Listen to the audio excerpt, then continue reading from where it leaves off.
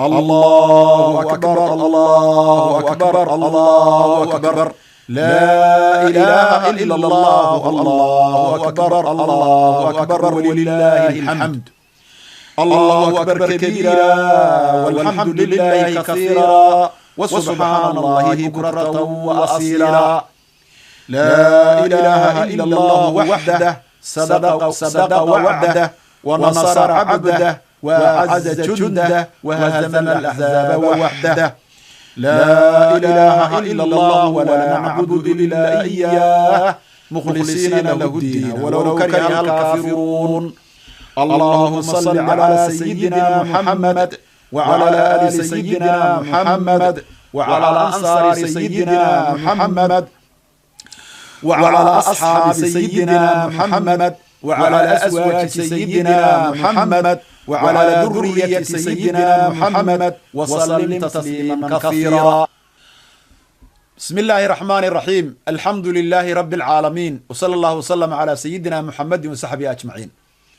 وسؤاشيني سغاشن إيو أفراد وي سؤاشيني سغاشن إيو أفراد وي سؤاشاني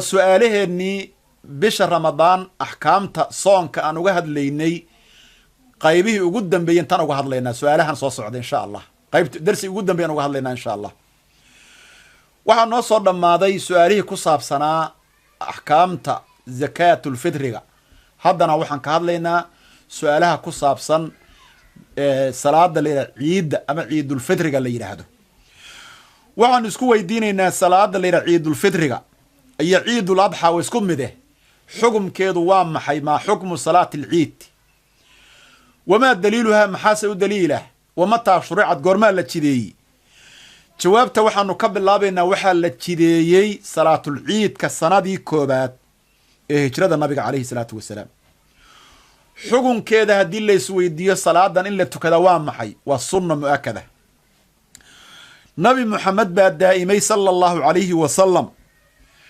محاو دليل مشروعية ده هدي اللي سويدينا وحاو دليله nabigeena calayhi salaatu wasalaam xadiid baa jira oranaya xadiid Anas bin Maalik laga wariyay nabigu magaalada Madiina ayuu soo galay dadka Madiina deganaa waxay lahaayeen laba maalin oo ciyaaraan bay lahaa jireen markii nabigu Madiina imaanay markaasuu weydiiyo labadan maalin aad ciyaartiin waa maxay waxay dhaheen jaahiligii baan dheeli jirnay waa laba maalin oo dheeshu noo ratiban tahay oon horey u ciyaari jirnay markaasuu nabigu yiri inna allaha qad abdalakuma khayran minhuma yawm al-adha wa yawm al-fitr bu nabigu alayhi salatu wasalaam ilaahi wuxuu idinkugu bedelay laba maalin oo ka khayr badan wa yawm al-adha ciid la yiraahdo ciid al-adha iyo ciid la yiraahdo ciid al-fitriga labadaas maalin baa la idinkugu bedelay baa la yiri labada maalin baad bedel u haysatiin haddii la isweydiiyo goormaa waqtigeedu soo gala ciidda waqtigeedu goormuu soo gala waqtiga ciiddu wuxuu soo galaa cinda shaaficiya madhabkeenu sida uu cadaynayo qoraxdu markay soo baxdo waqtigeedu wuxuu jiraa qoraxdu markay soo baxdo iyo waqtu zawaalka inta ka dhaxayda intaas macnaha ciidda waqtigeeda la yiraahdo masaajidka in lagu tukado iyo banaanka yaa fadli badan haddii masaajidku uu ummadoo dhan wada qaado oo uusan ciriiri noqonaynin beydka ilaahay baa fadli badan hadduu ummadda ciriiri ku noqonayana fa fi saxraa'i afdalu banaanka fadli badan weeyaan in la aado waxaa la isweydiiyaa su-aasheena 96 baan u gelaynaa waxyaabaha ciidda lagu sunneeyo oo sunnooyinka ah wax nooga sheeg maxaa sunnooyin ka mid a ciiddu ay leedahay ciidda sunnooyinkeeda waxaa ka mid a in la qabaysto ayaa ka mid a marka qofku ciidda uu aadayo xataa qofkan aadaynba iyo qofkan aadaynba macnaha waxaana habeenkii gelinkiis dambeba waqtigaas waa laga bilaabi karaa qabayska laakiin salaad subax ka bacdi ayaa fiican in la qabaysto waxaa ka mid a sunnooyinka ciidda salaatul ciidda ay leedahay ciidda maalinkeedu ay leedahay in la soo udgiyo oo dharkaaga midka ugu fiican la qaato walow yowba cadaan hadduu doone waxaa kaloo ka mid a sunnooyinka ciiddu hadday tahay ciidulfitriga hadda aanu joogno intaadan soo aadin inaad timir iyo wixii aad heli karta soo cunto ilaa horaa loo soo manaa jire hadday ciidul adxaa tahayna waxaa fiican adoon waxaba soo cunin inaad soo aadaa fiican sunnooyinka waxaa ka mid a waddada marka hore aad qaaday in lasoo kallo subax hore horta la aado waddadii aad qaaday marka hore lugays in lagu aadaana fiican haddii aad awooddo baabuur iyo wax la raacin waddadii markii hore aad soo qaaday waxaa fiican marka dambeod soo laabanayso inaadan soo qaadin si labadan waddo mid kasta kuugu markhaati kaco maalinta qiyaamo sunnooyinka waxaa ka mid a ciidulfitriga salaadeeda inaan dadka lagu daahine lasoo fududeeyo waxaan rabaa in la daahiyo cafwan si dadku ciid fitrada usoo bixiyaan wey macnaha waqti loo sii jaanis ay u helaan fitrada ay kusoo bixiyaan ciidul adxaana waxaa fiican in aan la daahin salaada waxa weeyaan la tukado waqti hore si dadku inta u soo laabtaan udxiyada u gowracdaan sunooyinka kuwaasaa ka mid a ciidda marka la soo aadayo waxaa la yidhaahdaa gabadha soo aadaysa hadday tahay qof muxrima oo waa qof dadka jooga xaj oo kale maalanba qof muxrima hadduu yahay ma banaana inuu diib istaabsiiyo ilaa qof muxrima diib looma ogolayn barafuun looma ogolayn iyo wax udge hadday asaysido barafuun ma loo ogolyahay gabadha asaydasida barafuun looma ogola timaha inay saliid iyo kareem nasto looma ogola indhakul inay ismarido looma ogola dahab inay qaadato gabadha asayda sida looma ogola yacni wax udgoo dhan looma ogola laakiin waa qabaysan kartaa waa isnadiifin kartaa dharka waa dhaqan kartaa cilaan ma saaran karto wax isqurxin keenaya oo tasayun ah ma loo ogolyahay ma loo ogola weeyaan leanna ixdaadka dhan oo sharcigu noo sheegayo waa tarku ziinati weeyaan marka lasoo koobo muddadaas qofku asayda uu sido wax ziino keenaya qurxin keena waa inu iska dhaafo soo ma wax isqurxin keenaya waa inay iska dhaafto waxa gooni ah daruura qofkii haddii dan kalifto oo qofkii naftiisu ay halligsamaydo wixii lagu badbaadinayo markaa taas waa daruura banaynaysa saacaddaas nafta la badbaadinayo laakiin inay tiraa maalin walba madaxaan saliid iskaga shubaya kareen baan iska marsanayaa iska macnaha waxa weeye is udginaya may wixii naftu ay markaa khatar u gelayso baa daruuro ahaan loo soo reebaa laakiin inta kale lama ogola weeyaan marka gabadhii maalanba asayda siday hadday rabto inay ciidda aado ma is udgin kartaa maya waxa macnaha waxa weye hadday rabto inay meeshaan dumarku ku dukanayaan maalanba tagto oo ay ka iska xaadirido ma is udginaysa weeyaan waxaa sunnaa ilmaha yarka xataa in la keeno si ay meesha iyo khayrka uga faa'iidaystaan ugu tarbiya uga qaataan dumarka aan la ishtihaynayn baa meesha niman ku tukanayaan soo aadaya ayagoon barafuun isi soo marin oo dhar qurxoon soo qaadan laakiin hadda ay soo aadayeen hooyooyinka waayeelada ah baa soo aadayaa lagu yidhi hadda maxaa loo bedelay gabdhihii da'da yaraay baa nimankii jiiraya soo ma ah inta barafuun layska soo buuxiyo iyo cataro baa dembi baa imaanaya adugu sunnad u socotay maxaa ka yimid dembi baa soo gasha soo ma ah gabdhaha marka inta lebiska wanaagsan qaata jirkooda qaybo ka midu bannaan yahay catarada iska soo buuxinaya oo aan cawradoodii xataa dhab u asturnayn ee meelaha nimanku ku tukanayeen soo dhoobanaya ha ogaadeen salaada ciidda in la yimaado way fiican tahay laakiin dembi kalaad gashay soo ma dembi kalaad gashay dembigaasa laga digtoonaado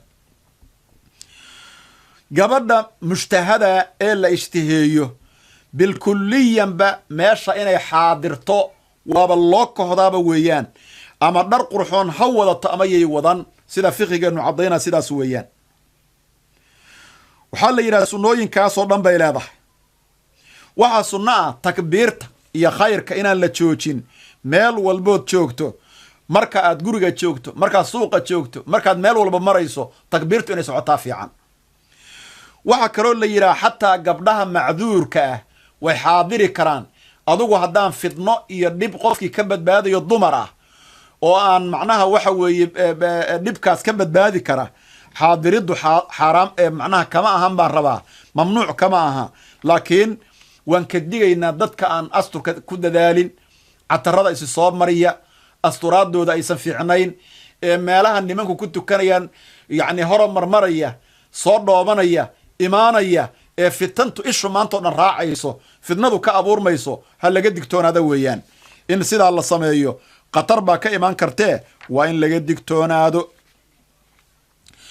waxaanu gelaynaa su-aasheenna 97 kayfiyada salaadan loo tukado ayaanu macnaha rabna inaan ogaano. kayfiyada loo tukadaa, qofku keligii guriga ma ku tukan karaa iyadoo waxba ama meel kale keligii isagoon qof la tukanin keligii ma tukan karaa?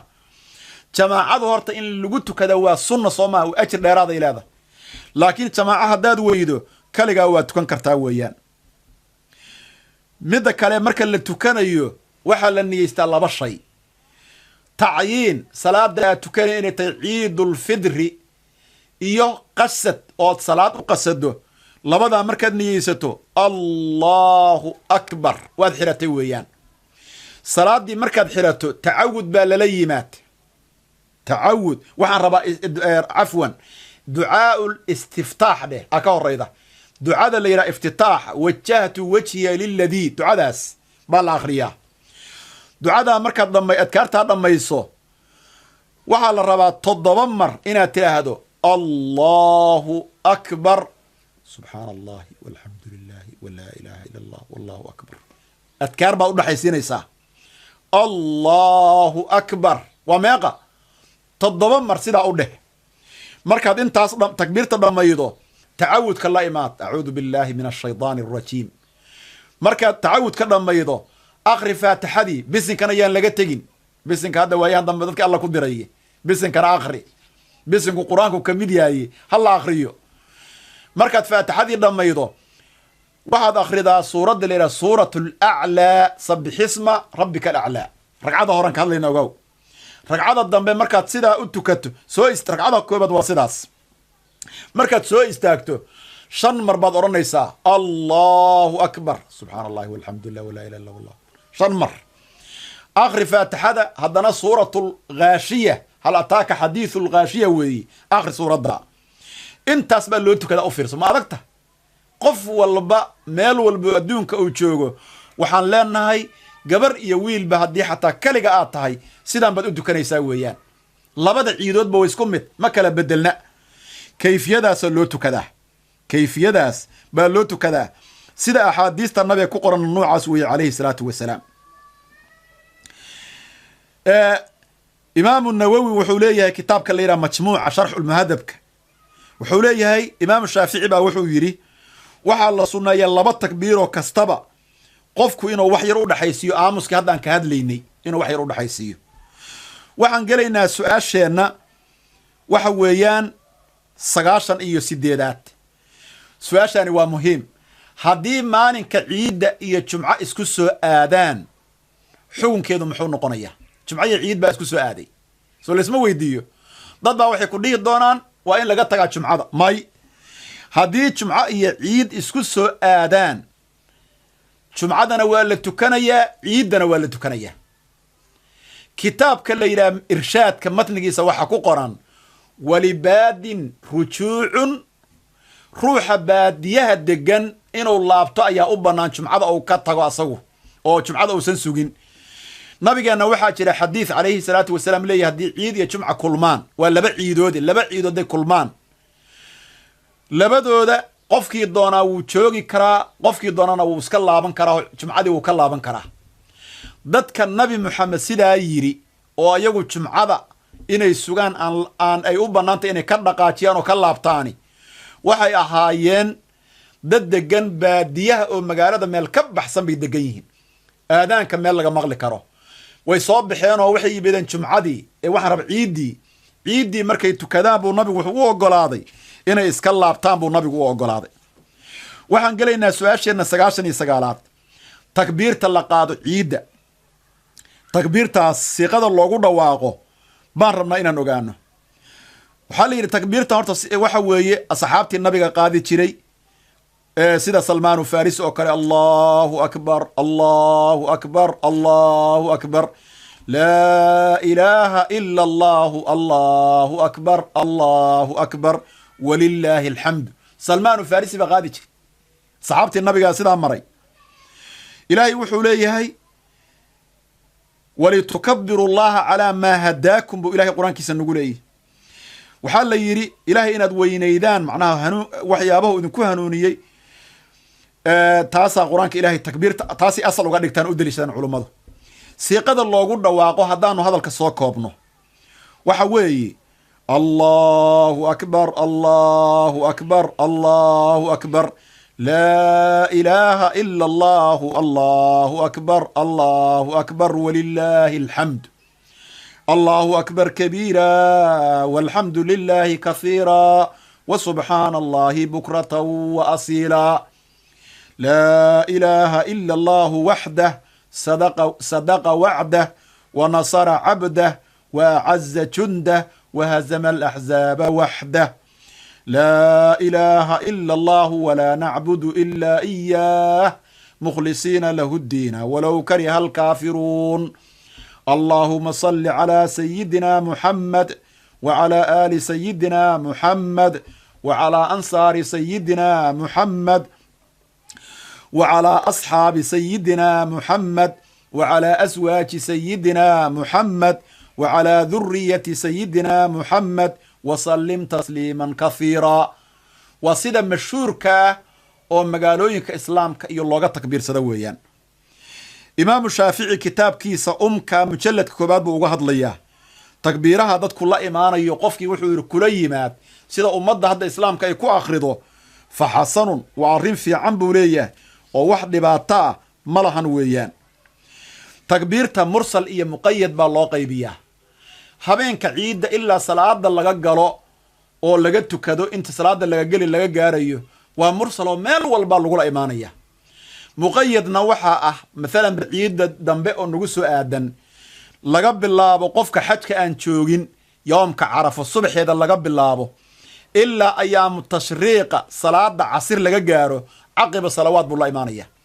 qofka xaajigaana laga bilaabo maalinkaas waqtiga dhuhurka ah يوم عرفة ظهر كذا لقى باللابو إلى لقى جارو أيام تشريق الصلاة ده الصبح أيو تكبيرته وده يا ويان.